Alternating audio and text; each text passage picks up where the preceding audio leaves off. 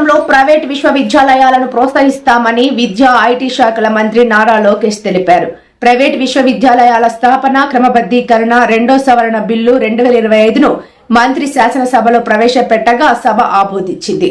ఈ సందర్భంగా మంత్రి లోకేష్ మాట్లాడుతూ రాష్ట్రంలో సెంచూరియన్ యూనివర్సిటీ తీసుకురావడం జరిగింది.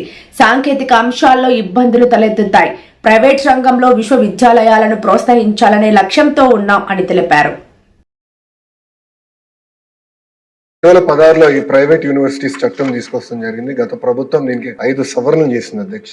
ఆ సవరణలు నిన్న నేను ఒక ప్రశ్నకి ప్రిపేర్ అయ్యే సమయానికి నేను చదివితే అధ్యక్ష, మనం చేసిన చట్టాలు యూజీసీ గైడ్ లైన్స్ కి విరుద్ధంగా ఉంది. అంటే వాళ్ళు ఏం చెప్పారంటే ఈ రోజు గ్రీన్ ఫీల్డ్ యూనివర్సిటీ ఏర్పాటు చేయాలంటే టాప్ 100 గ్లోబల్ యూనివర్సిటీస్ తో జాయింట్ డిగ్రీ ఉండాలి అని చెప్తాం జరిగింది. కానీ యూజీసీ ఏమంటుందంటే జాయింట్ డిగ్రీ ఇవ్వాలంటే మినిమం ఇన్ని సంవత్సరాలు ఆ యూనివర్సిటీ ఆపరేషన్ లో ఉండాలి, ఇన్ని ఇయర్స్ అయి ఉండాలి అని చెప్తున్నారు. అంటే we're in conflict with UGC. So నేను మొన్న కౌన్సిల్ లో చెప్పాను, ఆ చట్టాన్ని మనం సవరణ చేయాలి, కానీ కొంచెం డీటెయిల్డ్ గా చేద్దాం. అంటే హడావుడిగా చేస్తాం, మనకు పొరపాట్లు చేస్తాం. కొంచెం డీటెయిల్డ్ గా చేసి ఆ చట్టాలని సవరిస్తాం జరుగుతుంది. దాంట్లో ఎలాంటి సందేహం లేదు. పెద్దలన్నట్టు పెద్ద ఎత్తున యూనివర్సిటీస్ మనం ప్రోత్సహించాలి. అంటే మేమందరం ముద్దుగా తాతే అంటాం. సో బుచ్చయ్య తాతే చెప్పింది ఏంటంటే చట్టాలు మేము సవరించాలి, దాంట్లో ఎలాంటి డౌట్ లేదు. ఫారిన్ యూనివర్సిటీస్ మనం ఇక్కడ ప్రోత్సహించాలి. అంతేకాకుండా మన దేశంలోనే ఒక అద్భుతమైన ఇన్స్టిట్యూషన్స్ ఉన్నాయి. ఒక ఉదాహరణ బిట్స్. ఈరోజు అధ్యక్ష నిన్నే కేబినెట్ మీటింగ్ లో బిట్స్ అమరావతిలో ఏర్పాటు చేసేందుకు 70 ఎకరాలు కేబినెట్ కూడా ఆమోదం తెలిపింది అధ్యక్ష. బిట్స్ ఆంధ్ర రాష్ట్రానికి వస్తుంది.